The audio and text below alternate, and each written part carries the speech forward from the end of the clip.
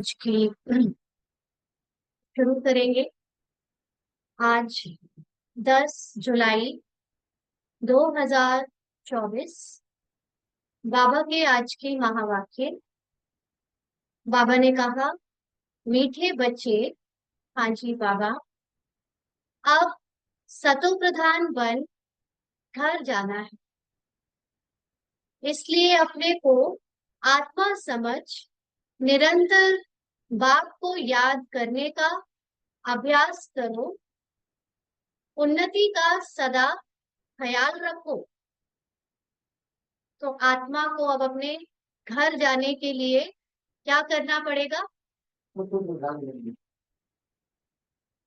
सतो प्रधान बनना पड़ेगा या सतो प्रधान अनुभव करना पड़ेगा?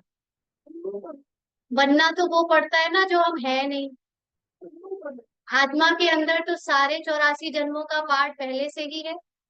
सतो प्रधान पार्ट भी आत्मा के अंदर ही तो है, कहीं बाहर है? अंदर ही है ना। हाँ, तो उसको अनुभव करना है। और अनुभव कब होगा? जब हम निरंतर बाबा की याद में रहेंगे, क्योंकि बाबा की याद में रहने से आत्मा अपनी संपूर्णता को अनुभव करती है ना। जब आप जिसकी कंपनी में रहते हो, आपको वो अपने आप की अवस्था उसके जैसी लगने लगती है। जैसे किसी, बाबा कहते हैं संग दोष। ये संग दोष क्या है? यही तो है कि अगर हम देह भान वालों के साथ रहेंगे तो हमें अपनी स्थिति भी वैसे ही लगेगी। जब हम आत्मिक स्थिति वालों के साथ रहेंगे तो हमारी स्थिति भी वैसे ही बनेगी। और फिर बाबा तो हाईएस्ट है। बाबा के पास तो कोई निरंजक मात्र भी देहभान है ही नहीं। तो बाबा की याद में रहना माना अपनी आत्मिक स्थिति, अपनी सतो प्रधान स्थिति में स्थित होना। तो इसका अब निरंतर याद करने का अभ्यास करो ना। हम सब जब बाबा के बनते हैं तो हम योग सीखते हैं। जैसे कल बाबा ने कहा ना, योग शब्द जो है वो ऐसे भक्ति मार्ग का है, लेकिन फिर भी हम सब कहीं ना कहीं से यहीं से मेडिटेशन और योग सीखने आए थे। तो धीरे धीरे हम लोगों ने 5 मिनट 10 मिनट अमृत वेला नुमा शाम करके योग बढ़ाने की अभ्यास किया। लेकिन उसके बाद फिर बाकी की दिनचर्या में हम वापस वही देहभान में लौट जाते हैं। तो अभी वो समय नहीं रहा कि हम खेल खेले कि बार बार देहभान, बार बार आत्मिक स्थिति बनाने के लिए अलग से बैठे। अब तो कर्म योग का टाइम आ गया है। माना अब 24 घंटे हमें अपनी आत्मिक स्थिति में स्थित होकर ही कर्मों में आना है। जैसे देवता आते हैं, देवताओं के अंदर कोई ऊपर नीचे नहीं चलता है कि वो थोड़ी देर के लिए आत्मिक स्थिति में स्थित हो जाए फिर देहभान में आ जाए। वो तो कंप्लीटली आत्मिक स्थिति में ही स्थित है। उन्हें तो कुछ और पता भी नहीं। तो हमको भी अभी वही संस्कार अपने अंदर डालना है। उसकी आदत जो है वो बदलनी है देहभान में आने की। इसलिए बाबा कहते हैं कि अब निरंतर बाबा को याद करने का अभ्यास करो और उन्नति का सदा ख्याल रखो। ये बहुत जरूरी है, क्योंकि इस समय दोनों चीजों हमारे ऊपर खेल रही है ना, माया भी और बाबा की याद को भी हमें अपने अंदर रखना है। जैसे ब्रह्मा बाबा का जब लास्ट टाइम था, तो उस समय बाबा ने अपना अनुभव बताया कि कैसे उनको कर्म भोग और कर्म योग की लड़ाई थी। एक तरफ उनको भोग खींच रहा था कि उनका ध्यान, उनका अटेंशन उस तरफ चला जाए, शरीर का दर्द, शरीर की पीड़ा या खांसी जो भी उनको था। और दूसरी तरफ आत्मा को अपनी अवस्था में टिकने का अभ्यास उस वक्त कंटिन्यू करना था। तो प्राण जब आत्मा निकल रही थी बाबा के तन से, तब बाबा ने लास्ट स्टेज तक उसका पुरुषार्थ किया है। तो हम बाबा के बच्चे फिर अपनी आत्मिक अवस्था में टिकने के लिए माया से जो अभी युद्ध कर रहे हैं उसमें बहुत ध्यान रखना है कि कुछ भी बात आ जाए, कुछ भी हो जाए संसार के बाहरी रूप से, हमें अपनी आत्मा की स्थिति से कॉम्प्रोमाइज नहीं करना है। कुछ भी जरूरी नहीं है संसार में, चाहे ये बीके परिवार में चाहे बाहर के परिवार में। हमारे लिए सबसे ज्यादा बाबा ने परसों कहा था ना, हर आत्मा इंडिपेंडेंट है, अकेली है। उसका अपना ही पुरुषार्थ उसके काम आएगा और कोई उसके काम नहीं आएगा। इसलिए कभी किसी की वजह से, किसी वजह से भी अपनी आत्मिक स्थिति से हटना नहीं है। उन्नति का सदा ख्याल रखना है। उन्नति क्या होती है ये बाबा ने आगे बताया है प्रश्न उत्तर में। प्रश्न है, पढ़ाई में दिन प्रतिदिन आगे बढ़ रहे हैं या पीछे हट रहे हैं, उसकी निशानी क्या है? आगे बढ़ना माना उन्नति होना, और पीछे हटना माना, तो बाबा ने उत्तर दिया, पढ़ाई में अगर आगे बढ़ रहे हैं तो हल्केपन का अनुभव होगा, बुद्धि में रहेगा यह शरीर तो छी छी है, इसको छोड़ना है, हमको तो अब घर जाना है।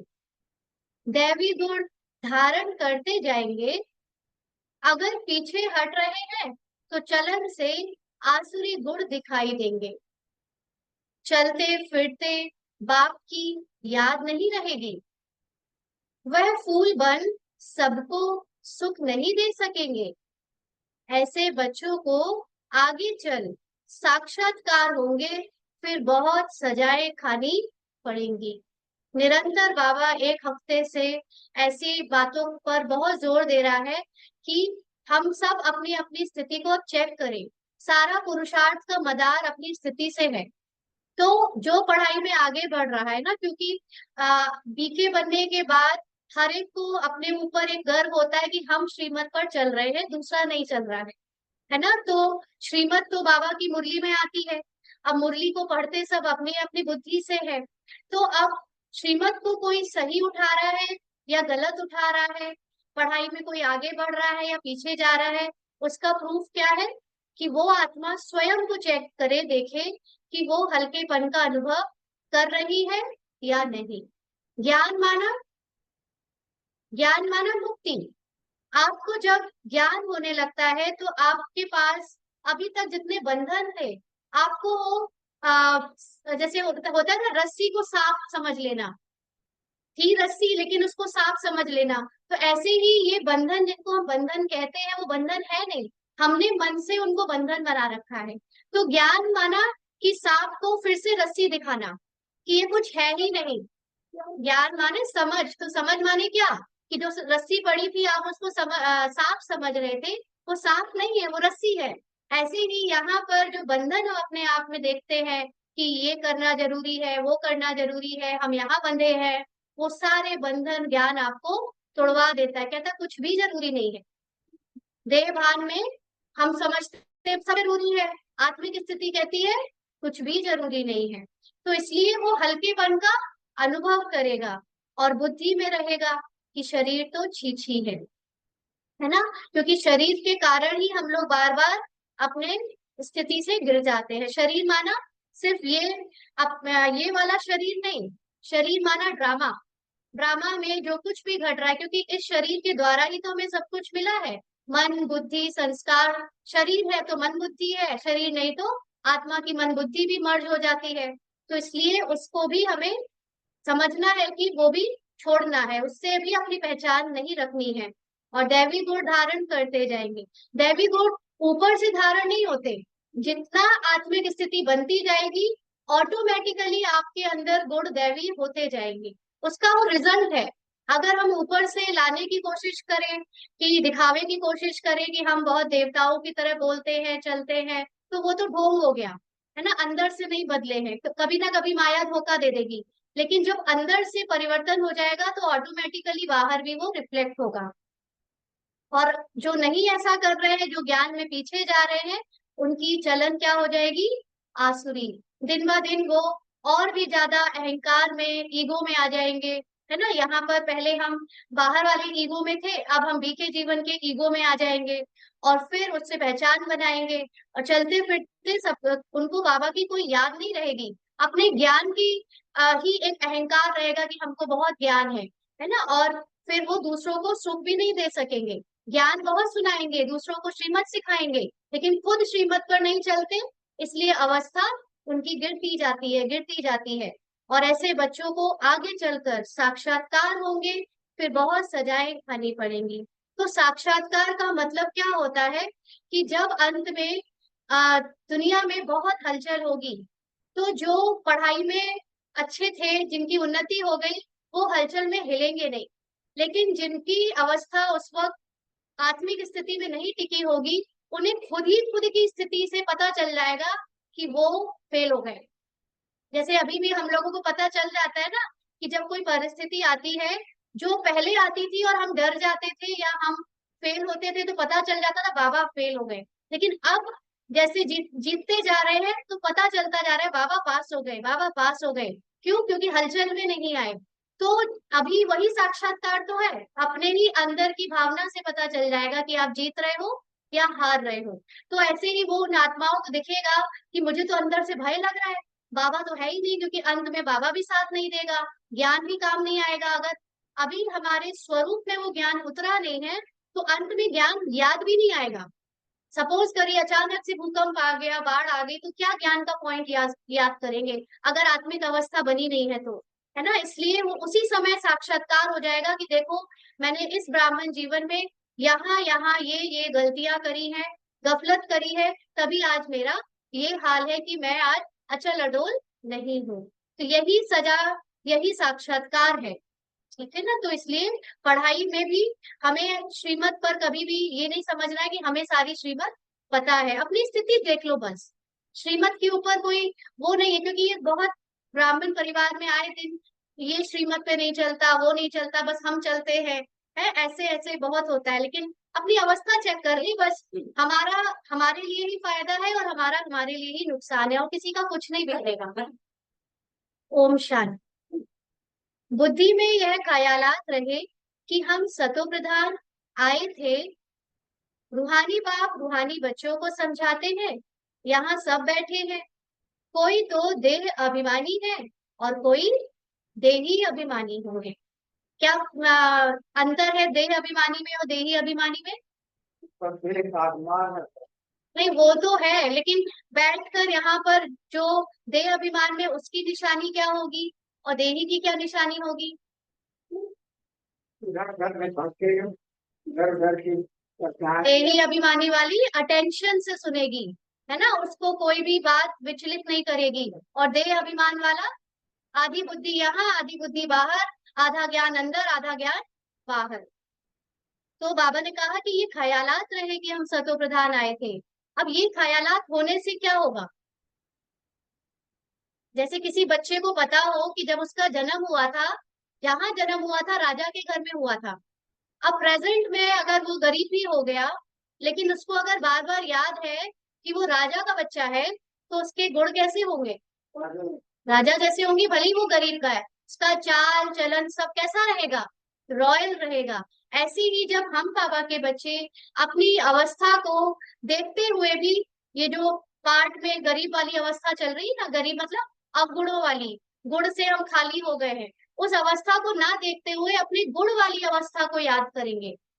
जो हमारी सतो प्रधान दैवी गुणों वाली अवस्था है उसको याद रखेंगे, अवगुणों को नहीं देखेंगे अपने की या दूसरों के भी, तो हमारी अवस्था वापस वैसी बन जाएगी। कोई सेकंड में देह अभिमानी और सेकंड में देही अभिमानी होते रहेंगे, है ना, बार बार बन रहे हैं, कोशिश कर रहे हैं और फिर बार बार फिर देह भान में जा रहे हैं। ऐसे तो कोई कह ना सके कि हम सारा समय देही अभिमानी होकर बैठे हैं। ऐसा कोई नहीं कह सकता कि 100% हम आत्मिक स्थिति में बैठे हैं। नहीं, बाप समझाते हैं कोई समय देही अभिमानी, कोई समय देह अभिमान में होंगे। अब बच्चे यह तो जानते हैं हम आत्मा इस शरीर को छोड़ जाएंगे अपने घर, बहुत खुशी से जाना है, सारा दिन चिंतन ही करते हैं हम शांति धाम में जाएं, क्योंकि बाप ने रास्ता तो बताया है।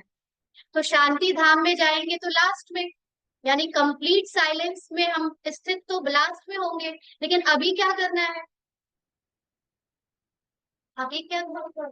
अभी बार बार बार बार बुद्धि से उस साइलेंस की शांति धाम की स्थिति में स्थित होना है ना। जैसे जब आपको कहीं ट्रैवलिंग करनी होती है, हॉलीडेज में जब हम लोग जाते हैं, तो जब जाते हैं उसकी डेट तो बाद में आती है, लेकिन जाने के पहले जब तैयारी करनी होती है तो बार बार हम उसका क्या करते हैं, बुद्धि से चित्र बनाते हैं, जाएंगे ये करेंगे, ये ले जाना है ना, उसकी तैयारियां करते हैं। तो ऐसे ही यहाँ आत्मा क्या करे, बार बार ड्रिल करे, बार बार अपने को कर्मों से उपराम करके अपनी उस स्थिति में टिक जाए, शांति धाम की स्थिति में टिक जाए।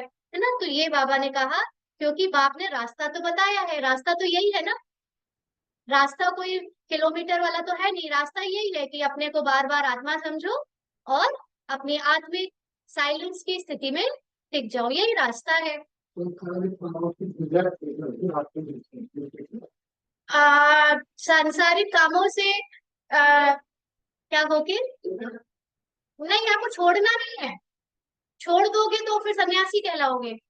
करते हुए अपने को आत्मा समझ, वो करता नहीं बनना है। देखो, यहाँ पे ना अभ्यास में अंतर ये आता है कि अगर हम ये सोचे कि अभी हम थोड़ी देर रुक जाए और रुक कर फिर हम थोड़ी देर 1 मिनट या 2 मिनट स्थित होंगे या योग लगाएंगे, तो उसमें वो आपकी अभी स्मृति में नहीं आया है, आपको उसके लिए अटेंशन रखना पड़ रहा है, अलग से टाइम निकालना पड़ रहा है वो करने के लिए। और जो सेकंड स्टेज है, इससे ऊपर एडवांस स्टेज है, वो ये है कि आप काम करते हुए एकदम उपराग होकर काम कर रहे हो और आपको सदा निरंतर ये याद है कि ये ड्रामा चल रहा है और ये सच्चाई नहीं है, मैं सिर्फ यहाँ रोल प्ले कर रहा हूँ। तो ये स्थिति में जब भी आपके सामने कोई बहुत हैवी हैवी परिस्थितियां भी आएंगी ना, तो आत्मा अपनी संपूर्ण साइलेंस की स्थिति में स्थित होकर वो सारे नीचे के जो रोल चल रहे हैं ड्रामा में, ऊपर नीचे, उसको देखकर विचलित नहीं हो। नहीं तो क्या होगा, ड्रामा में डूबे हुए होंगे हम नीचे, तो हमें शांति की स्थिति में स्थित होने में बहुत टाइम लग जाएगा। आप खुद भी देखो, जब आप योग में बैठते हो, अगर पूरे दिन पूरा हलचल में बीता होता है तो लगता है योग, नहीं लगता। लेकिन अगर आपको ये हलचल देखते हुए भी याद था कि मैं आत्मा इस हलचल से परे हूँ, उपराग हूँ, तो जब हलचल आ रही थी आप तब भी स्थित थे, और आप अभी बैठने जा रहे हो तो भी स्थित हो। हलचल को आपने नीचे कर दिया। बाबा क्या कहता है कि सब बादल है ना, बादल आते हैं जाते हैं, परिस्थितियां आती है जाती है, आप तो उसके भी ऊपर उड़ जाओ। बाबा इसलिए कहते हैं महावीर, कल बाबा ने महावीर वर्ड यूज किया था। महावीर क्या करता है, पहाड़ उड़ उड़ के ऊपर पहुंच जाता है। तो अब उड़ने का टाइम आ गया, अब चलने का टाइम नहीं है ना, जंप देने का टाइम है, अब तो उड़ो। उड़ो माना परिस्थिति को छोड़ो, चलने दो परिस्थिति को अपने हिसाब से, आप तो परिस्थिति के भी ऊपर हो जाओ, है ना। तो इस तभी हम यही रास्ता बताया है बाबा ने, शॉर्टकट बस यही है, तभी आप शांति धाम की स्थिति में कंप्लीटली स्थित हो पाओगे। और लोग कभी इस विचार से नहीं बैठते होंगे, यह शिक्षा किसी को मिलती ही नहीं है, ख्याल भी नहीं होगा, है ना। लोगों को तो पता है कि योग या मेडिटेशन मतलब एक भी थॉट ना आए, है ना, लेकिन उनको ये नहीं पता कि हमें उस थॉटलेस स्थिति से अपने कौन सी स्थिति को प्राप्त करना है। हमें सतो प्रधान भी तो बनना है, सिर्फ साइलेंस नहीं चाहिए, हमें तो पावर्स भी चाहिए ना। बहुत सारे लोग योग लगा लेते हैं तो साइलेंस को प्राप्त कर लेते हैं, लेकिन पावर्स नहीं आती हैं। पावर किस बात की, अपने को बदलने की, दूसरे प्रकृति को बदलने की पावर कहाँ आती है उनमें। बहुत सारे अभी भी ऐसे मेडिटेशन करने वाले हैं। तो बाबा कहते हैं उनको ख्याल भी नहीं होगा, तुम समझाते हो यह दुख धाम है। अब बाप ने सुख धाम में जाने का रास्ता बताया है। जितना बाप को याद करेंगे उतना संपूर्ण बन यथा योग्य शांति धाम में जाएंगे। उनको ही मुक्ति कहा जाता है, जिसके लिए ही मनुष्य गुरु करते हैं। गुरु का क्या काम होता है, गुरु का काम होता है रास्ता दिखाना, कि आप क्या करो, कैसे करो कि आपको वो मिले जो आपको चाहिए, है ना। तो यहाँ पर इसीलिए बाबा कहते हैं कि संपूर्ण कब प्राप्त, अपनी संपूर्णता को प्राप्त करोगे, बाबा को अपने सामने रखोगे, याद करोगे तब, तो इसको मुक्ति कहा जाता है। परंतु मनुष्य को बिल्कुल पता नहीं कि मुक्ति, जीवन मुक्ति चीज क्या है, क्योंकि यह है नई बात। मनुष्यों को तो बस एक बात पता है, मोक्ष, है ना, जीवन मरण में आएंगी नहीं। लेकिन वो जीवन मरण में क्यों नहीं आना चाहते, क्योंकि वो समझते हैं कि जब राम को भी दुख मिला, कृष्ण को भी दुख मिला, तो फिर मनुष्यों को तो मिलेगा ही, इससे अच्छा हमें रहना ही नहीं है नीचे, हमको छुड़वा दो इस पुनर्जन्म के जंजाल से, है ना। लेकिन उन्हें ये तो कोई बताए, या उनका पाठ नहीं है जानने का कि सतयुग त्रेता 2500 वर्ष तक कोई दुख है ही नहीं। तो फिर अगर ये पता चल जाए तो वो उस दुनिया में जाना चाहे, है ना। तो इसीलिए उनको ये मुक्ति और जीवन मुक्ति का सही सही पता ही नहीं। तुम बच्चे ही समझते हो, अब हमको घर जाना है। बाप कहते हैं, याद की यात्रा से पवित्र बनो। तुम पहले पहले जब आए श्रेष्ठाचारी दुनिया में, वो सतो प्रधान थे। आत्मा सतो प्रधान थी। कोई के साथ कनेक्शन भी पीछे होगा।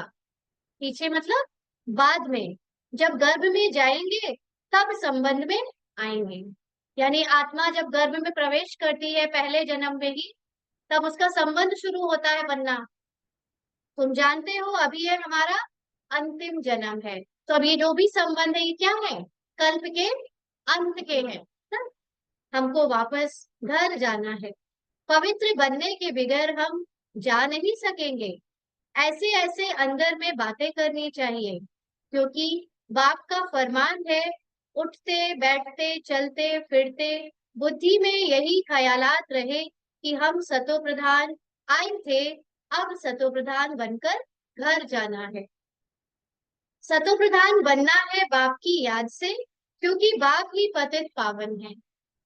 हम बच्चों को युक्ति बताते हैं कि तुम ऐसे पावन हो सकेंगे। सारे सृष्टि के आदि मध्य अंत को तो बाप ही जानते हैं, और कोई अथॉरिटी है नहीं, है ना। बाबा ही एकमात्र अथॉरिटी है। अथॉरिटी का मतलब ऑथोराइज्ड, है ना, कि आपको ही ये बताने का हक है। बाकी मनुष्यों को बताने का कोई हक नहीं। वो भले बताते हैं, है ना, अपने को शास्त्रवादी समझते हैं, लेकिन उनके द्वारा जो बताया जाता है वो ऑफिशियल नहीं होता। वो सब उसमें मनमत होती है। तो बाबा कहते हैं, बाप ही मनुष्य सृष्टि का बीज रूप है। भक्ति कहाँ तक चलती है, यह भी बाप ने समझाया है। इतना समय ज्ञान मार्ग और इतना समय भक्ति, यह सारा ज्ञान अंदर में टपकना चाहिए। कब तक, कब से भक्ति शुरू होती है, वापस से। तो ये बार बार अंदर चिंतन में चलता है। जैसे बाप की आत्मा में ज्ञान है, तुम्हारी आत्मा में भी ज्ञान है। देखो, इसीलिए जब हम लोग आत्मा के बारे में किसी को बताते हैं, उसके जब 7 गुण बताते हैं, तो सबसे पहला गुण कौन सा बताते हैं, ज्ञान का। उस ज्ञान से ही बाकी के 6 गुणों का अस्तित्व है। अगर आप ज्ञान हटा दो, तो ना तो आत्मा को कभी शांति मिल सकती है, ना सुख, ना प्रेम, ना आनंद मिल सकती है, माना अनुभव हो सकती है। एकमात्र ज्ञान ही वो आधार है। करेक्ट, क्योंकि आत्मा जब बिना शरीर के अपनी मूल अवस्था में है, बीज अवस्था में है, तब तो सारा ज्ञान उसका क्या है, अंदर होते हुए भी उसको अनुभव नहीं होता, क्योंकि अनुभव करने के लिए चाहिए शरीर। और जब हम आखिरी जन्म में आके बाबा के बच्चे बनते हैं, तो बाबा का आधार क्या है, हमें वो सारी 6 चीजों को अनुभव कराने का, ज्ञान, है ना। तो ज्ञान आया तो शांति आई, ज्ञान आया तो सुख मिला, ज्ञान आया तो प्रेम बढ़ा, ज्ञान आया तो आनंद है, ज्ञान आया तो शक्ति है। सब कुछ ज्ञान से ही है ना। इसलिए बाबा कहते हैं ज्ञान ही अंदर टपकना चाहिए। और तुम्हारी आत्मा में ये ज्ञान अभी भी क्या है, मर्ज्ड है ऑलरेडी। सिर्फ बाबा उसको जगा रहे हैं, सोया हुआ है, मर्ज करा रहे हैं। शरीर द्वारा सुनते और सुनाते हैं। शरीर बगैर तो आत्मा बोल ना सके। इसमें प्रेरणा व आकाशवाणी की बात होती नहीं, ना कि बाबा प्रेरणा से करा देता। जब बाबा बोलकर ज्ञान सुना रहा है, तब भी इतना मतभेद है। प्रेरणा से करा रहा होता तब तो अभी तक क्या हुआ, ये सारे शास्त्र प्रेरणा से ही तो लिखे गए, है ना। उसमें किसी ऋषि को, मुनि को कोई प्रेरणा हुई, किसी को कोई प्रेरणा हुई, तो उसी वजह से तो आज इतने धर्म बट गए। तो अब प्रेरणा का टाइम खत्म, अब तो एज इट इज ज्ञान बाबा को आकर बताना। भगवानुवाच है, तो जरूर मुख चाहिए, रथ चाहिए। गधे घोड़े का रथ तो नहीं चाहिए, है ना। शब्दों में नहीं जाए बिल्कुल, कि बाबा ने जो शब्द यूज किया है वो एज इट इज है, फिर तो रथ का मतलब घोड़े और गधे वाला रथ हो जाए। तुम भी पहले समझते थे, कलयुग अभी 40,000 वर्ष और चलना है। अज्ञान नींद में सोए पड़े थे, अब बाबा ने जगाया है। तुम भी अज्ञान में थे, अब ज्ञान मिला है। अज्ञान कहा जाता है भक्ति को। अब तुम अब तुम बच्चों को यह ख्याल करना है कि हम अपनी उन्नति कैसे करें, ऊंच पद कैसे पाएं, अपने घर जाकर फिर नई राजधानी में आकर ऊंच मर्तबा पाए।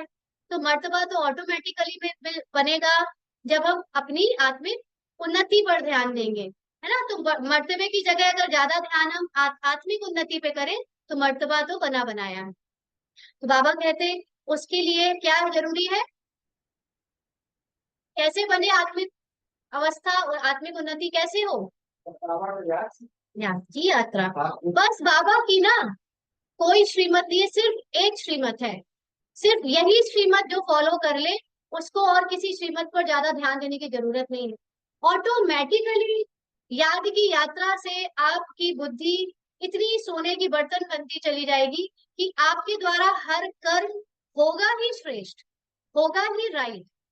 लेकिन हम कई बार याद की यात्रा नहीं करते और दुनिया की सारी चीजों पर ध्यान देते हैं, क्योंकि वो कर्मकांडी व्यवहार है ना, कर्मकांडी संस्कार है। तो बाहर से हमें हर चीज का बहुत ध्यान रहता है, अपना भी रखेंगे दूसरों को भी जबरदस्ती करवाएंगे, और याद की यात्रा पे ध्यान नहीं है। इसलिए तो बाबा कहता है योगी बहुत कम बच्चे, ज्ञानी तो बच्चे बहुत बन गए, बाबा को ज्ञानी बच्चे प्रिय हैं, लेकिन योगी बच्चे तो बाप समान है और योगी बच्चे कम है। तो बाबा कहते अपने को आत्मा तो जरूर समझना है, हम सब आत्माओं का बाप परमात्मा है, यह तो बहुत सिंपल है, परंतु मनुष्य इतनी बात भी नहीं समझते। तुम समझा सकते हो कि यह है रावण राज्य, इसलिए तुम्हारी बुद्धि भ्रष्टाचारी बन गई है। मनुष्य समझते हैं जो विकार में नहीं जाते हैं वह पावन है ना। सन्यासी सिर्फ ब्रह्मचारी होते हैं तो वो उनको पावन समझते हैं, जैसे सन्यासी है, बाप कहते हैं वह तो अल्प काल के लिए पावन बनते हैं। दुनिया तो फिर भी पतित है ना, पावन दुनिया है ही सतयुग, पतित दुनिया में सतयुग जैसा पावन कोई हो नहीं सकता। वहां तो रावण राज्य ही नहीं, विकार की बात ही नहीं। तो चक्र लगाते घूमते फिरते बुद्धि में यह चिंतन रहना चाहिए, बाबा में यह ज्ञान है ना, ज्ञान सागर है तो जरूर ज्ञान टपकता होगा। तुम भी ज्ञान सागर से निकली हुई नदियां हो। नदियों में सारा ज्ञान का सागर मतलब सागर का सारा पानी तो नहीं आता, इतनी सारी नदियां निकलती हैं सागर से, तब भी सागर का पानी कम नहीं होता, है ना। तो बाबा कहते वह तो इसीलिए किसी नदी में कितना पानी है, किसी नदी में कितना पानी है, अलग अलग तरह का पानी है। जैसे गंगा का पानी अलग है, नर्मदा का पानी अलग है।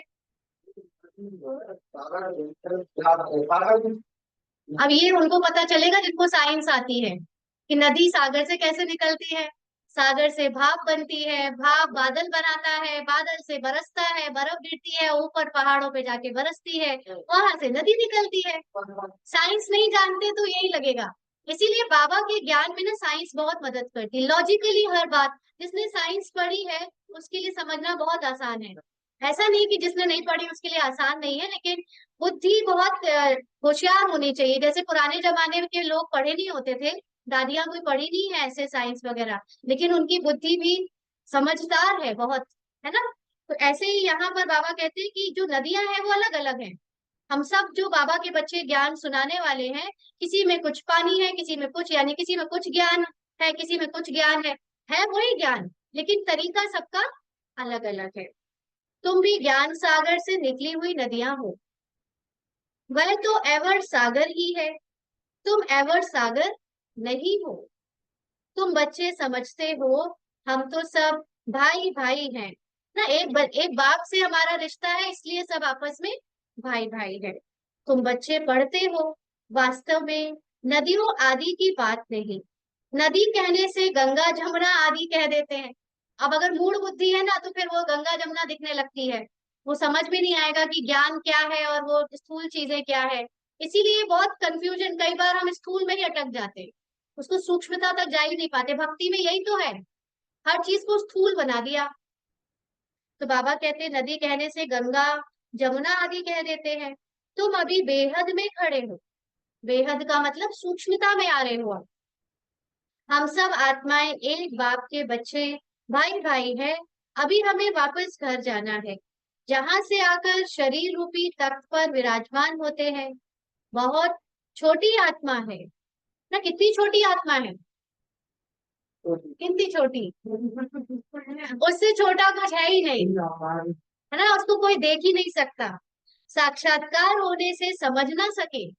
साक्षात्कार भी जिसको आत्मा के हुए ना, सबको अलग अलग हुए, कोई एक जैसा साक्षात्कार हो ही नहीं सकता, है ना। आत्मा निकलती है तो सभी कहते हैं माथे से निकली। किसी किसी का अनुभव कहीं सुन रहे थे तो कोई कह रहा था वो दीपक जैसी, दिया होता है वैसे निकलती हुई हमें दिखी, किसी को स्टार जैसी दिखी, किसी को केवल एक प्रकाश दिखी। तो ये भी सबकी साक्षात्कार के अलग अलग है, लेकिन सत्य क्या है वो तो दिखता ही नहीं है। तो बाबा कहते हैं माथे से निकली, आंखों से, मुख से निकली। मुख खुल जाता है, किसी किसी का मुख खुल जाता है। हाँ, आंखों से निकलती है, अच्छा। आत्मा शरीर छोड़ चली जाती है तो शरीर जड़ हो जाता है, यह ज्ञान है। स्टूडेंट की बुद्धि में सारा दिन पढ़ाई रहती है, तुम्हारे भी सारा दिन पढ़ाई के ही ख्यालात चलने चाहिए। अच्छे अच्छे स्टूडेंट के हाथ में सदैव कोई ना कोई किताब रहती है ना। अच्छे स्टूडेंट को पढ़ने का शौक बहुत होता है, कहीं लाइब्रेरी में बैठे दिखेंगे, कहीं बुक्स लिए हुए कहीं भी जाएंगे, टाइम वेस्ट नहीं करते, अपने आप को पढ़ाई में ही इन्वॉल्व रखते हैं। कभी इधर उधर जाकर पड़पंच में यहाँ वहां की बातों में नहीं बैठते ना। अच्छे स्टूडेंट की यही निशानी है। तो बाबा के यहाँ पर भी जो बच्चे अपने आप को पढ़ाई में बिजी रखते हैं, पढ़ने में या पढ़ाने में, वो अच्छे स्टूडेंट की निशानी है। तो बाबा कहते पढ़ते रहते हैं। बाप कहते हैं तुम्हारा यह अंतिम जन्म है, सारा चक्र लगाकर अंत में आए हो तो बुद्धि में यही सिमरण रहना चाहिए। धारणा कर औरों को समझाना चाहिए। पहले तो खुद धारणा हो, हम दूसरों को बताने लगते हैं, खुद कहते हैं हम चल नहीं पा रहे श्रीमत पर, है ना। पहले खुद श्रीमत पे चले, फिर औरों को श्रीमत बताएं। कोई को तो धारणा होती ही नहीं। स्कूल में भी नंबरवार स्टूडेंट होते हैं, सब्जेक्ट भी बहुत होती है। यहाँ तो सब्जेक्ट एक ही है, देवता बनना है। यही पढ़ाई का चिंतन चलता रहे। हम ना जैसे कोचिंग लेते हैं तो वहां देखते हैं कि स्टूडेंट हर तरह के होते हैं। जो पढ़ने वाले स्टूडेंट होते हैं वो हमेशा कुछ नया बताओ और बताओ और बताओ, ऐसे जिज्ञासु होते हैं ना अंदर से। और जिनको नहीं पढ़ना है, हमें आ गया मैम बस, हमें नहीं पढ़ना और ज्यादा, इतना ही काफी है, इतना ही कर लेते हैं बस, उनके लिए बस वो पास होना ही काफी है ना। तो ये निशानी है कि आप और जानना चाहो, क्योंकि अभी तक हमें जब तक आत्मिक स्थिति का अनुभव नहीं हुआ है तब तक हमें अभी जानने की जरूरत है कि क्या रह गया है जो हम जान नहीं पा रहे। क्योंकि जैसे अब बाबा के बच्चे बनकर ना किताबें खरीद के लाते हैं, तो जैसे इस पार्ट में बहुत किताबें पढ़ ली, सब कुछ पढ़ ली, अब जाते हैं तो वहां पे मधुबन में कोई कहता है आप ये ले लो, मन नहीं करता किताब पढ़ने का, लगता है नहीं अभी अनुभव करने की जरूरत है। ज्ञान तो वो हम पढ़ चुके हैं, अंदर जा चुका, लेकिन अभी अनुभव कराओ कोई, है ना। ऐसा लगता है कि हम अनुभव कराओ। इसीलिए बहुत सारे जो पुराने बच्चे होते जा रहे हैं बाबा के, वो बोर होते जा रहे हैं पढ़ाई से। पढ़ाई पता है, कुछ भी बोलो तो पहले से ही पता है मुरली में आज क्या आने वाला है। बाबा एक लाइन बोलता है, दूसरी लाइन अपने आप निकल जाती है। पढ़ाई में बहुत होशियार हो गए, लेकिन अभी भी अवस्था नहीं अच्छी बन रही ना, तो निराश हो जाते हैं। बाबा ये संस्कार तो बदल ही नहीं रहा, बाबा अंदर से वो शांति फील ही नहीं हो रही है, अभी भी हलचल है। क्या करे, पढ़ाई भी जान ली तो क्या रह गया है और जानने को, जिससे अवस्था अच्छी बने। तो जरूर अभी कुछ रह गया है ना। इसीलिए पढ़ाई पढ़ने में बहुत फायदा है, नई नई पढ़ाई के लिए तैयार रहो। बाबा आपको तैयार करेगा, जरूरी नहीं कि हमेशा इस तरह से पढ़ाए। कभी कभी बाबा इधर उधर से, साइंस की नॉलेज से, उधर की नॉलेज से आपको समझ पाएगा, ताकि आपकी बुद्धि खुलती जाए। तो पढ़ाई के लिए हमेशा चातक बनकर बैठना चाहिए, और बताओ और बताओ, नया बताओ। ये नहीं बस आ गया हमने तो सब पढ़ लिया, हमें तो आता है, हम तो पढ़ के बन होशियार हो गए। ये अगर एटीट्यूड है तो हम आगे नहीं बढ़ पाएंगे। तो बाबा कहते हैं यहाँ तो सब्जेक्ट एक ही है, देवता बनना है। यही पढ़ाई का चिंतन चलता रहे, ऐसे नहीं पढ़ाई भूल जाए, बाकी और ख्यालात चलते रहे, है ना। बाबा के बनने के बाद भी फिर हम ठेकेदार बन जाते हैं, अब हमें सब पता है, दुनिया का काम करेंगे, सब करेंगे, लेकिन पढ़ाई में स्थित नहीं होंगे। धंधे वाला होगा, अपने धंधे के ही ख्यालात में लगा रहेगा, स्टूडेंट पढ़ाई में ही लगा रहेगा। तुम बच्चों को भी अपनी पढ़ाई में रहना है, पढ़ाई में इंटरेस्ट, पढ़ाई और बाबा की याद, इसके सिवा कोई इंटरेस्ट नहीं। बाकी कारोबार चलने दो ना, सबका अपना अपना है, हम क्यों इंटरफेयर करें। कल एक निमंत्रण पत्र आया था इंटरनेशनल योग कॉन्फ्रेंस का, तुम उन्हों को लिख सकते हो। तुम्हारा तो यह है हठ योग, अभी भी जो 21 जून को भी था, उसमें क्या है, सब हठ योग के लिए ही तो अब तो हम लोगों की मेडिटेशन को थोड़ा थोड़ा समझने लगे, लेकिन पहले तो कंप्लीटली बॉडी का ही फिजिकल एक्सरसाइज वाला योग ही सब हठ योग को ही योग समझते थे। इसकी एम ऑब्जेक्ट क्या है, बाबा पूछ रहे हैं, इससे फायदा क्या होता है। हम तो राजयोग सीख रहे हैं, माना जिन्होंने ये लेटर भेजा इनवाइट करने के लिए, उनसे पूछो कि इससे फायदा क्या होता है। हम तो राजयोग सीख रहे हैं। परमपिता परमात्मा तो ज्ञान सागर है, वह रचयिता हमको अपना और रचना का ज्ञान सुनाते हैं। अब हमको वापस घर जाना है। मन मना भव, यह है हमारा मंत्र। हमारे पास भी जैसे उस दिन एक दिन पहले आया कोर्ट से कि आपको हम योग कराने के लिए हम इनवाइट करना चाहते हैं, तो हमने कहा आप योग किसको समझते हो, तो बोले वो योगासन वगैरह रही कि आप करवा देना। हमने कहा योगासन हम नहीं कराते, उसके लिए आप किसी और को बुलाओ, हम योग आपको राजयोग मेडिटेशन करवाएंगे, उसके लिए अगर आप चाहते हो तो हम आ सकते हैं। तो उन्होंने बोला अच्छा ये आप, है ना, तो उनको नहीं पता, अब बुद्धि से नॉलेज नहीं है, अवेयरनेस नहीं है कि क्या होता है, तो उनको फिर सिखाना होता है। और सच में जब वो फिजिकल एक्सरसाइज और योगा कर रहे थे, तो आधे लोग तो कर ही नहीं पा रहे थे। कोई कह रहा था बस करो या इतना कठिन नहीं कराओ, कोई तो बस बैठा ही हुआ था, कर ही नहीं पा रहा था। जैसे मेडिटेशन कराया, मेडिटेशन हो जाने के 5 मिनट तक भी कोई इधर उधर हिला नहीं, इतनी साइलेंस में वो चले गए थे, सबने किया। तो राजयोग इतना सहज है कि 100% लोग कर सकते हैं। तो बाबा कहते हैं अब हम बाप को और बाप द्वारा जो वर्षा मिलता है उसको याद करते हैं। तुम यह हठ योग आदि करते आए हो, इसकी एम ऑब्जेक्ट क्या है। हमने अपना तो बताया कि हम यह सीख रहे हैं, तुम्हारे इस हठ योग से क्या मिलता है, ऐसा रिस्पॉन्ड नट शेल में लिखना है, मतलब पूछना है उनसे। ऐसे ऐसे निमंत्रण तो तुम्हारे पास बहुत आते हैं, ऑल इंडिया रिलीजियस कॉन्फ्रेंस का तुमको निमंत्रण आए और तुमको बोले आपका एम ऑब्जेक्ट क्या है, तो बोलो हम यह सीख रहे हैं। बाबा ने उस समय ये बता दिया था साकार मुरली के टाइम पे कि ऐसा इनविटेशन आपके पास आएगा, तब तक नहीं आया था लेकिन बाद में बहुत आए। और अब तो इतने सारे हम खुद ही ऑर्गेनाइज करते हैं मधुबन में। बाबा कहते हैं अपना जरूर बताना चाहिए, क्यों, यह राजयोग तुम सीख रहे हो। बोलो हम यह पढ़ रहे हैं, हमको पढ़ाने वाला भगवान है, हम सब ब्रदर्स हैं, हम अपने को आत्मा समझते हैं। बेहद का बाप कहते हैं अपने को आत्मा समझ मामेकम याद करो, तो तुम्हारे पाप कट जाएंगे। 1 मिनट के लिए अपनी आत्मिक स्थिति में स्थित हो जाएंगे और निसंकल्प होने का प्रयास करो।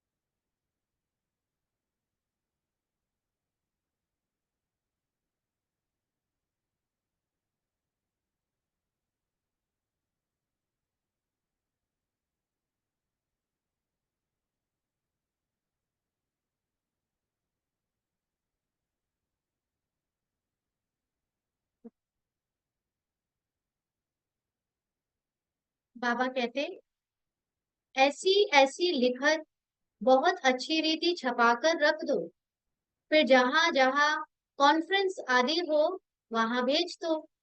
कहेंगे यह तो बहुत अच्छे कायदे की बात सिखाते हैं, सीखते हैं। इस राजयोग से राजाओं का राजा, विश्व का मालिक बनते हैं। तो पहले तो इस राजयोग से हम अपनी कर्मेंद्रियों का राजा बनते हैं, मन बुद्धि संस्कार का राजा बनते हैं, और फिर विश्व का क्या बनते हैं, मालिक बनते हैं। हर 5,000 वर्ष के बाद हम देवता बनते हैं, फिर मनुष्य बनते हैं। मनुष्य बनने में और देवता बनने में क्या अंतर है? हाँ, मनुष्य बनना माना गिरती कला, और देवता बनना माना चढ़ती कला। इस समय हम देवता बन रहे एक ही बार, लेकिन मनुष्य बनने के लिए हमें कई जन्म लेने पड़ेंगे, है ना। उसमें हम गिरती कला में धीरे धीरे आएंगे। तो बाबा कहते हैं, ऐसे ऐसे विचार सागर मंथन कर फर्स्ट क्लास लिखत बनानी चाहिए। उद्देश्य तुमसे पूछ सकते हैं, तो यह छपा हुआ रखा हो कि हमारी एम ऑब्जेक्ट यह है। कि कहीं भी जाओ तो वो पूछते ना, आपकी संस्था क्या करती है, आपका ऑब्जेक्टिव क्या है, आपका एम क्या है। आजकल हर कंपनी एम एंड ऑब्जेक्टिव लिख कर रखती है बताने के लिए, है ना। तो बाबा कहते हैं ये लिखने से टेम्पटेशन होगी। इसमें कोई हठयोग व शास्त्रार्थ करने की बात नहीं।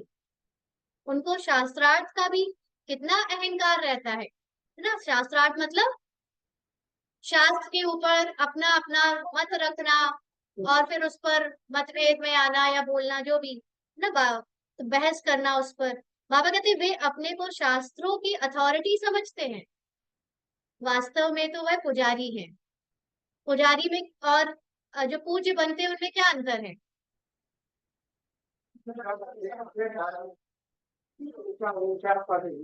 पुजारी धारण नहीं करते, पढ़ते हैं बस, लाइफ उतारते नहीं जीवन में, और पूज्य उस चीज को जीवन में उतार के दिखाते हैं, तब पूज्य बनते हैं ना। तो बाबा ने कहा वास्तव में तो वह पुजारी है। अथॉरिटी तो पूज्य को कहेंगे, पुजारी को क्या कहेंगे? तो यह क्लियर कर लिखना चाहिए, हम क्या सीखते हैं। बीके का नाम तो मशहूर हो गया है। जैसे यहाँ पर ना, कई बार जैसे हमारी उतनी अच्छी अगर अवस्था नहीं हुई है, और कोई आप पर इस तरह से कहता है कि आप लोग क्या सीखते हो, मतलब सिखा रहे हो, आप क्या ये सिखाया जाता है, तो उनसे बोलो अभी हम सीख रहे हैं।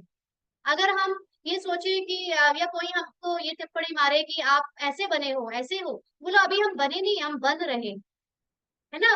टू बी मेड, अभी फैक्ट्री के अंदर अंडर कंस्ट्रक्शन है। तो अगर डिफॉल्ट कुछ आ रहा है व्यवहार में, कर्म में, जो उतना ऊंचा और श्रेष्ठ नहीं है, तो आप बच जाओगे।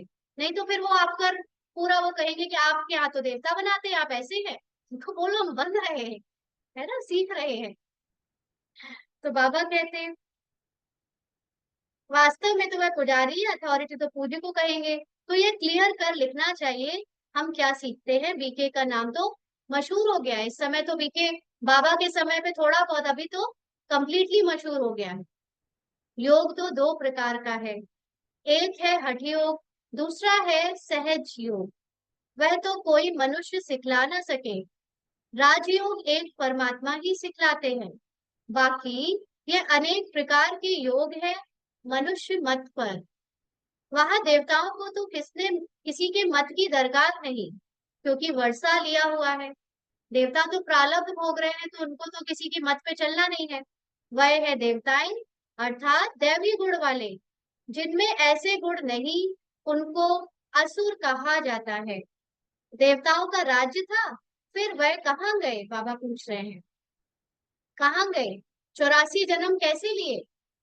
हाँ, सीढ़ी पर समझाना चाहिए ना, ये समझाने के लिए है कि आप जब चित्रों में प्रदर्शनियों में समझाने जाओ, तो कोई नया आए तो उसको पूछो देवता कहाँ गए सारे, फिर उसको सीढ़ी के चित्र के सामने ले आओ, और फिर दिखाओ देखो सतयुग में इतने थे, त्रेता में इतने थे, और फिर कैसे देवता अपने को भूल गए और पुनर्जन्म में आकर साधारण मनुष्य बन गए।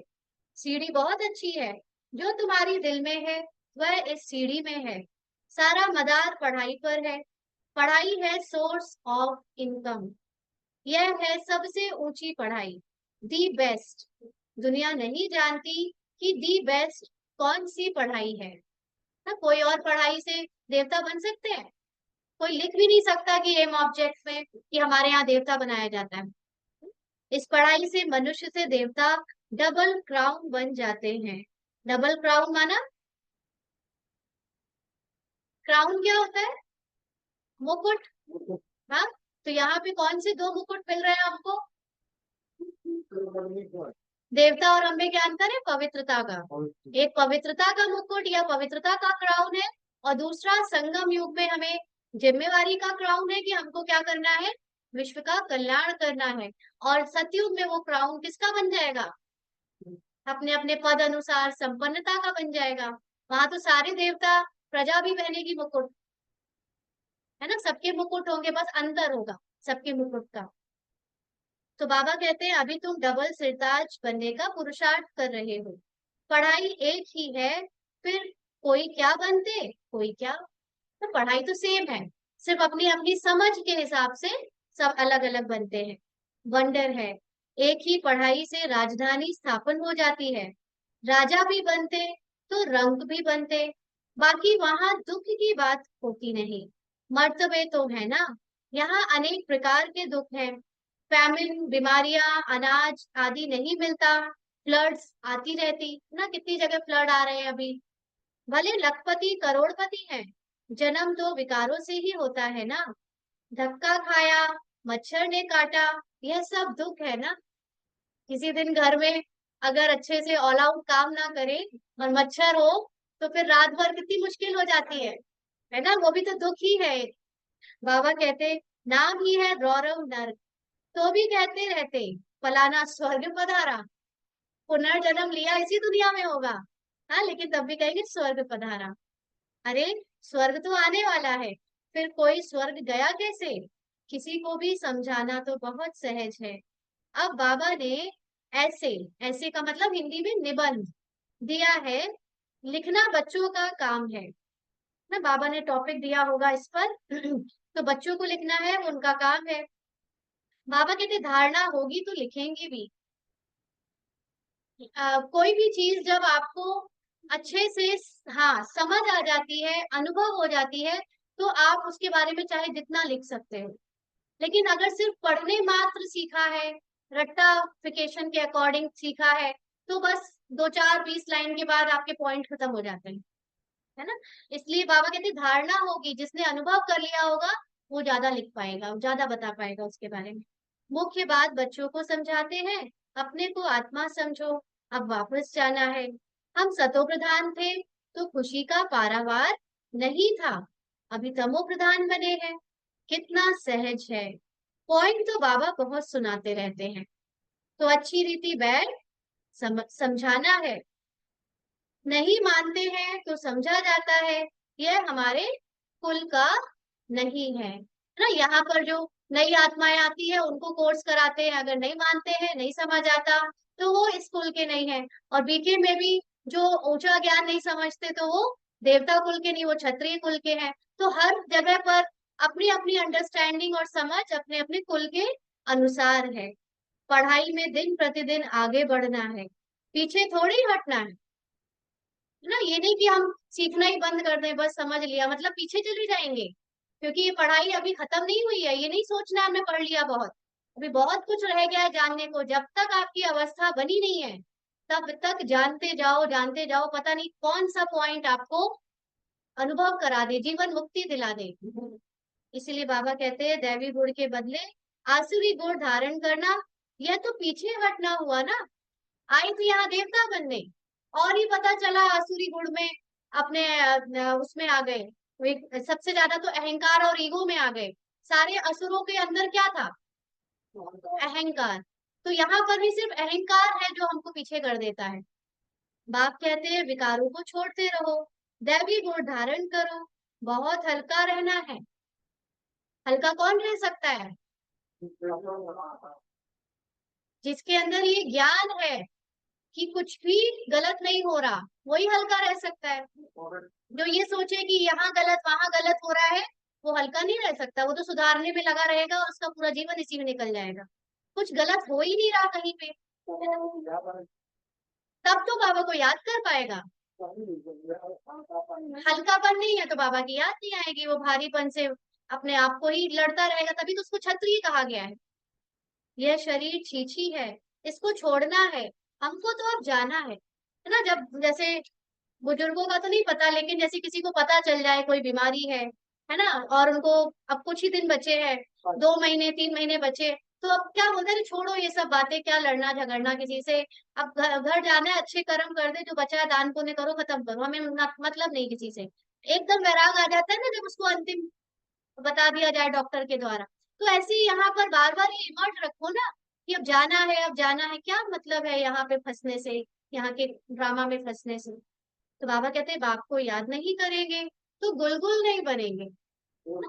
हाँ, ऊपर से गुलगुल नहीं बनना है कि हम ऊपर से दिखाएं कि हम आपको बड़ा आदर दे रहे हैं, बड़ा सम्मान दे रहे हैं, अंदर से कुछ और है। अंदर वाला अपने आप निकलेगा जब अंदर से गुलगुल बन जाएंगे। बहुत सजाएं खानी पड़ेंगी। अब तो ब्राह्मणों को सजाओं का भी क्लियर हो गया ना, सजा क्या है। अपनी स्थिति में स्थित नहीं हो पा रहे, यही तो सबसे बड़ी सजा है। बाबा सौगात देने आया और सौगात हम ले ही नहीं पा रहे। आगे चल तुमको साक्षात्कार होंगे, पूछेंगे तुमने क्या सर्विस की है, तुम कभी कोर्ट में नहीं गए हो। बाबा ने सब कुछ देखा हुआ है, कैसे यह लोग चोरों को पकड़ते हैं, फिर केस चलते हैं, तो वहां भी तुमको सब साक्षात्कार कराते रहेंगे। है ना, दिखता रहेगा हमने कहाँ कहाँ गफलत करी, कहाँ कहाँ हमने स्थिति में स्थित होने के अलावा कुछ और किया। सजाएं खाकर फिर पाई पैसे का पद पालेंगे। टीचर को तो रहम आता है ना कि यह नापास हो जाएंगे। चलते चलते अचानक से पीछे का गेट ले लेते हैं, पीछे चले जाते हैं। तो बाबा क्या कहेगा, देखो बेचारा है बच्चा, आगे जाना है और जा रहा है पीछे। हाँ? यह बाप को याद करने की सब्जेक्ट सबसे अच्छी है, जिससे पाप करते जाएं। बाबा हमको पढ़ाते हैं, यही सिमरण करते चक्र लगाते रहना चाहिए। स्टूडेंट टीचर को याद भी करते हैं और बुद्धि में पढ़ाई रहती है। टीचर से योग तो जरूर होगा ना, यह बुद्धि में रहना चाहिए। इसीलिए जब आप ज्ञान का सिमरण करते हो, चिंतन करते हो, माना आप बाबा की याद में ही हो, क्योंकि बाबा क्या है, ज्ञान से ही तो हमको अनुभव होता है। तो बाबा कहते हैं यह बुद्धि में रहना चाहिए। हम सब भाइयों का एक टीचर है, वह है सुप्रीम टीचर। आगे चल बहुतों को मालूम पड़ेगा, अहो प्रभु तेरी लीला अपरम अपार। महिमा करके मरेंगे, बिना महिमा करे नहीं जाएंगे, परंतु बातों कुछ नहीं सकेंगे। देह अभिमान में आने से ही उल्टे काम करते हैं। देही अभिमानी होने से अच्छा काम करेंगे। जो आत्मा आत्म अभिमानी बनेगी और जो देह अभिमान में होगी, उसमें सबसे बड़ा अंतर यही होगा, आत्म अभिमानी वाली आत्मा सिर्फ अपने से मतलब रखेगी, वो सिर्फ आगे बढ़ना चाहेगी। और जो देह भान वाली क्षत्रिय आत्मा है, वो सबको देखेगी, सबको बार बार टोकेगी, सबके बीच में इंटरफेयर करेगी, और उसका अपने से ज्यादा दूसरों के पार्ट में इंटरेस्ट होगा। और ये मैक्सिमम ब्राह्मण्स में देखा जाता है, इसीलिए क्षत्रिय यहाँ ज्यादा है। तो बाबा कहते हैं देही अभिमानी होने से अच्छा काम करेंगे। बाप कहते हैं अब तुम्हारी वानप्रस्थ अवस्था है, वापस जाना ही पड़ेगा। हिसाब किताब चुकतू कर सबको जाना है, चाहे वह ना चाहे जाना जरूर है। एक दिन ऐसा भी आएगा जो दुनिया बहुत खाली हो जाएगी। हाँ, सिर्फ भारत ही रहेगा, इमेजिन करके देखो। अभी भी जब घर खाली हो जाता है तो कैसा लगता है। तो आप जब घर से बाहर निकलोगे तो ना पड़ोसी होंगे, कोई नहीं होगा। एक एक शहर में बाबा ने कहा ना, एक एक माइल में एक दिया जल रहा होगा, वो हालत होगी।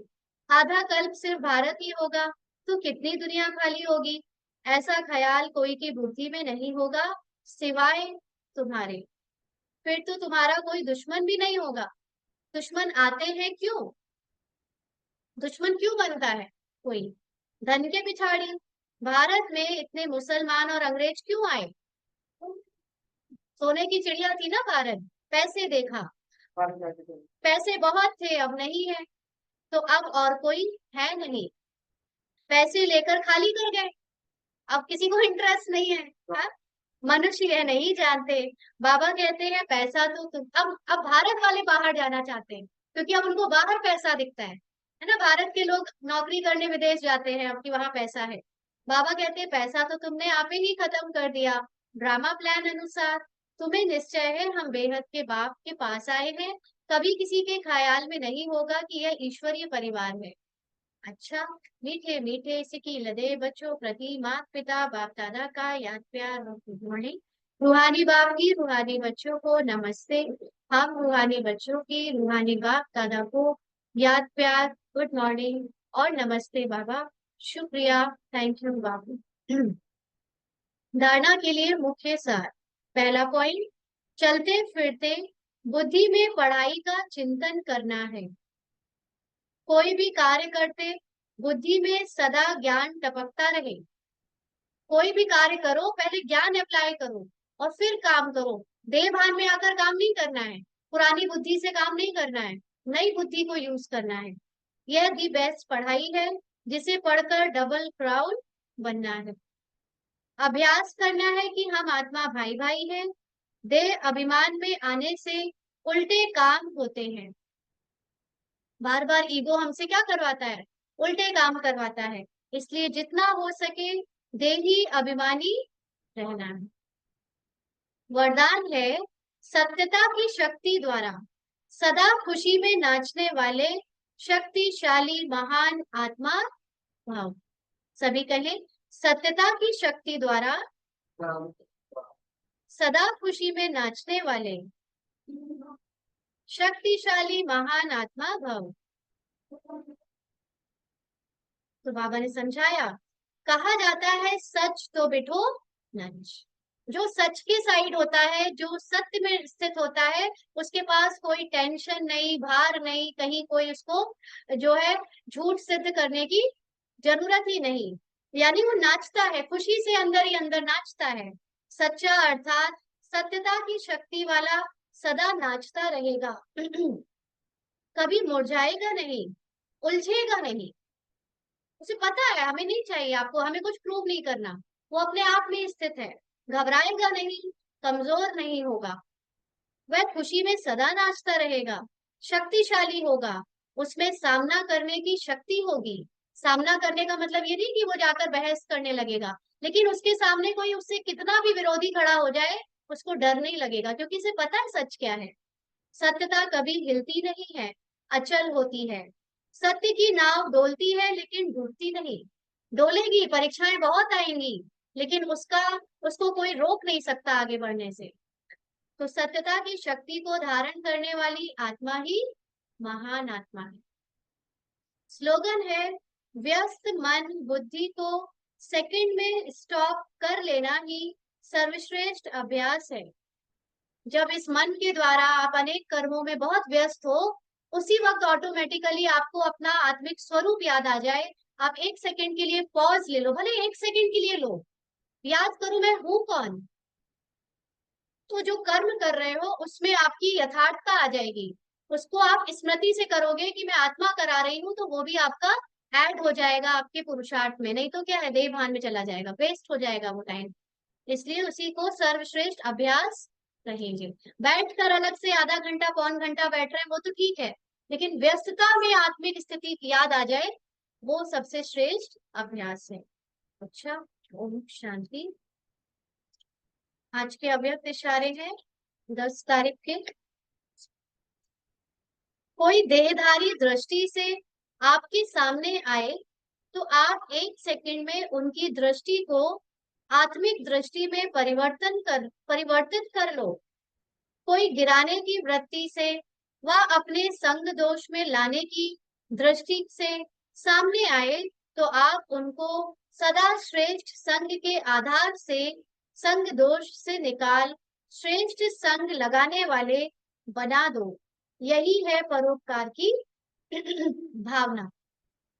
तो देहधारी दृष्टि का मतलब है, जब भी कोई आपको आपके पार्ट देखकर सामने आए, चाहे आपको स्त्री पुरुष समझे, चाहे आपको जो आपका रोल है पति पत्नी या कोई टीचर या कुछ भी, वो रोल देखकर अगर सामने आ रहा है या शरीर देखकर सामने आ रहा है, तो आप उसको आत्मिक दृष्टि से देखना शुरू कर दो।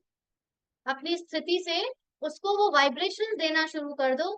तो उसके अंदर जो आपको गिराने की वृत्ति है, नीचा दिखाने की जो वृत्ति है, और जो अपने संग दोष, सबसे बड़ा संग दोष कौन सा है? जिससे इंसान या जिससे आज का मानव बहुत बुरी तरह से अटैच्ड है। हाँ, अकेला भी है तो भी अटैच है। बताइए सबसे बड़ा संग दोष,